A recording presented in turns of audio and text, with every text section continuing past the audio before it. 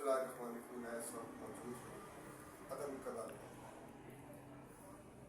سید عبدالحمید عدم اردو کے وہ نمایاں شاعر ہیں جنہوں نے اپنی فقیری اور تبشری کی حالت میں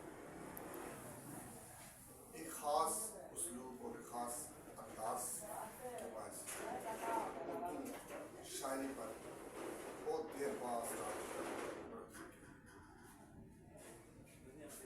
مجھے یاد ہے کہ جب میں ہمارے بچپن میں ڈائجسٹ ہوتے تھے اور ان پر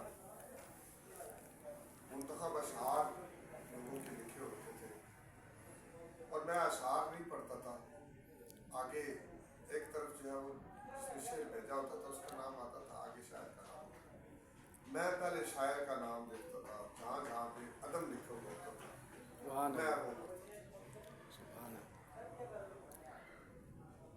پھر یہ ہوا کہ عدم کو ہم نے کتاب ادب کی خریدنا شروع کر دی, عدم کو پڑھنا شروع کر دیا. ہمارے ساتھ جو کلاس فیلوز تھے ان کو بھی عدم جو ہے وہ پسند تھے. اور اب یہاں راولپنڈی میں جب آئے چکوال سے تو یہاں بھی ایک عدم بچانے والوں کا موجود ہے. تو ہم نے بعد مشاورت سے اس جو اسامہ جمشید صاحب کا یہ جو آستانہ ہے اس کو ہم نے عدم کا لگا نام دیا. ایک دو عدم کے بہت سارے اشعار یاد ہیں, عدم کی بہت ساری غزلیں یاد ہیں. دو جو ہے وہ تالی جو ہے وہ شعر کے جس میں شاعر اپنے منہ میں مٹھو بنتا ہے, اپنی تعریف کرتا ہے. بہت سارے شاعروں نے جو ہے وہ تالی قسم جو ہے اس کو استعمال کیا.